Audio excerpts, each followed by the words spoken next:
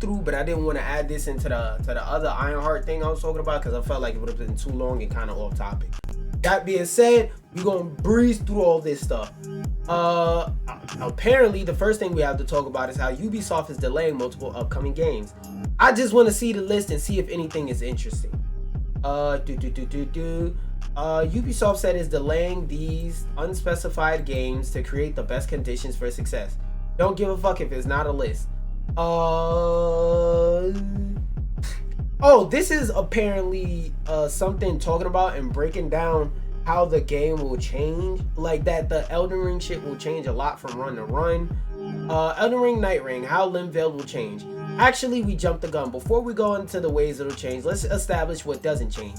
The overall structure of Linktr.ee will not change. The shape of the island, the major geographical features, the positioning of cliffs, rivers, and lakes will all be the same, barring a few major exceptions that we'll cover in a bit. The location sites of Graces, Evergoals, and the launching spear springs, cave entrances and exits, the spectral trees, and the wind currents, all of these are static and do not change location at all whatsoever from run to run. There is also a giant castle that features exceptionally tough battles and big rewards right smack in the middle of the map that will never change. Okay, that's cool. So let's talk about the shit that changes. Remembrances, that's the story shit. We read about that. Iron Eye. What the fuck? Are they actually gonna talk about the shit that changes? Hello? Boss reveal? What the fuck? It feels like they are having a fucking mental breakdown and they're just talking about random shit. So let's talk about something less random that has a lot of random things there. The Summer's Games Fest and its schedule. When is it? So it's from June 6th to about June 8th. It's going to have Accessibility Summer Showcase. I'm happy for whoever the fuck is watching that, but I am not them.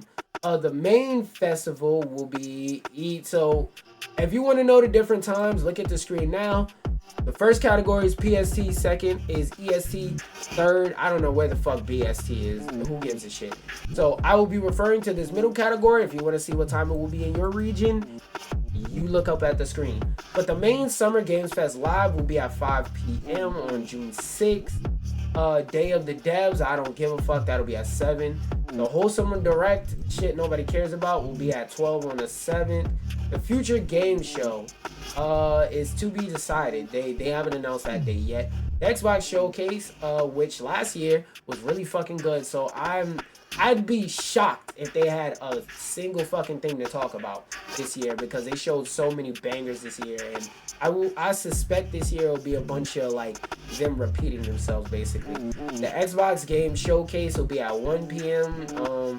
Directly after the Xbox Game Showcase will be the Outer Worlds 2 Direct, which could be cool. And then on June 8th, they have a PC Gaming Showcase, which I will not be watching because I do not give a fuck.